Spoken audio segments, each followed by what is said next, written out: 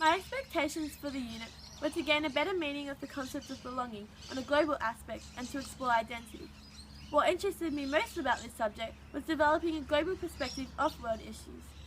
Overall, the course enabled me to develop this global perspective on what constitutes belonging, community and identity in today's world, as well as challenging how I view many of the global issues we face today. Nonetheless, the unit fell short of my expectations because it seemed slightly compacted and rushed. Unfortunately, a lot of the focus was based on abstract concepts rather than how to implement change and address the key challenges facing the global community.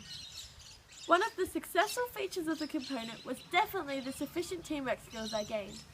I came away from this module of mass atrocities with an amazing new perspective on how genocide and atrocities may be remembered.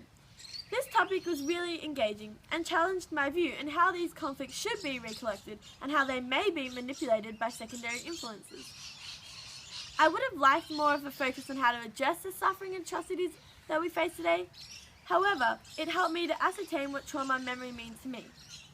This module provided insight into what race, ethnicity, nation, religion, and gender has got to do with state-making and the perpetration of mass atrocities. In Module 2 of Migration, I was especially engaged with the readings.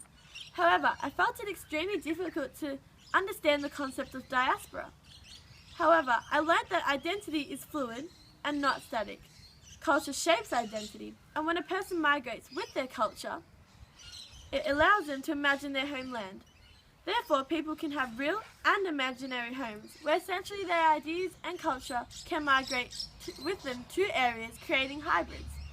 The module explored the interrelation of migration, citizenship, and belonging, and how migration affects individuals and nations. Module 3 focused on the relationship of language, power, and radicalization.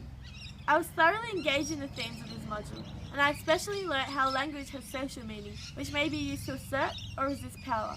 I came to understand how linguistics monitor radical groups and the possible existential attractions of terrorism. Module 4, Indigenous Peoples in the Global World, seemed slightly rushed, and it was difficult to engage in it, or complete the critical commentary when there wasn't much focus on the readings. The module seemed to focus just on the importance of acknowledging distinctive indigeneities and the tension between difference and sameness.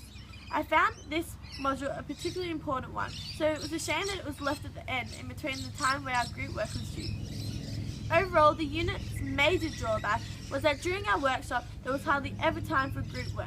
I was provided with amazing historical and contemporary concepts, ideas and frameworks, which opened up my view and encouraged me to critically reflect on the impact of globalization across cultures.